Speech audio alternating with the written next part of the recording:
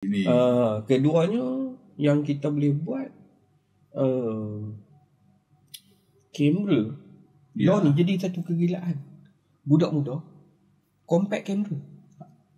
Kecil-kecil ke? Kecil-kecil dulu ni. Tahun 2004, 2005 kalau abang ingat dulu. Apa? Canon ada tu. Apa? Sony apa tu?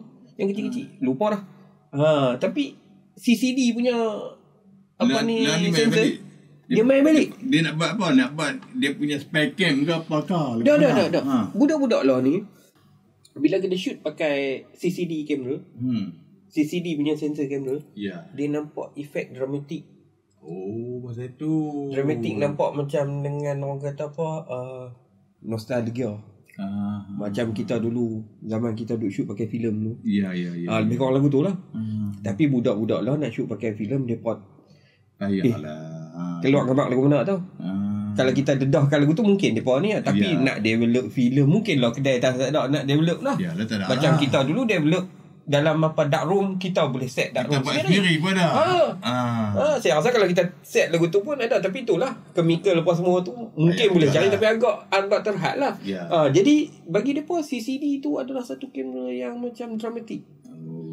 Mahal Abang Ji sana. Mahal 4-500. Tempat kita buat sendai pintu. Dia nak kita trend ke apa ke? Dia trend. Atas meja tu tengok beratur. Kita tanya. Kod lah. Harga lah 100. 80 ringgit. Dah. 400. 800. Tak ada orang mau lagi tu noh. Dan trend tu dah sampai ke Malaysia. Yang kata lagu tu, anak saya budak Gen Z lah. Umur 18. Budak sekolah. Duk tanya, ayah ada tak kamera yang compact dulu ayah dulu? Tak tahu ya, tak mana tahu tak. Di sana repair kamera macam tu jadi satu bisnes baru. Dan kawan-kawan saya pun duk kata, kita duk ingat kat tu dah tenggelam dah. Kita pun duk kata dulu tu. Tapi saya dekat setahun dah saya tengok. Kali ni saya pi 2 minggu lepas ni. Macam dengan satu benda yang terkejut jugalah saya tengok. Tu mate betul-betul tu pamit dari Jepun. Merata. Depa pun collect merata.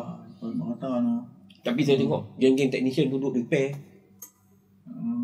Tengok bercambah had rosak duk repair. Dia had tu jatuh sikit ya dia. Tapi dia tu boleh repair. Boleh repair. Ada tempat boleh repair.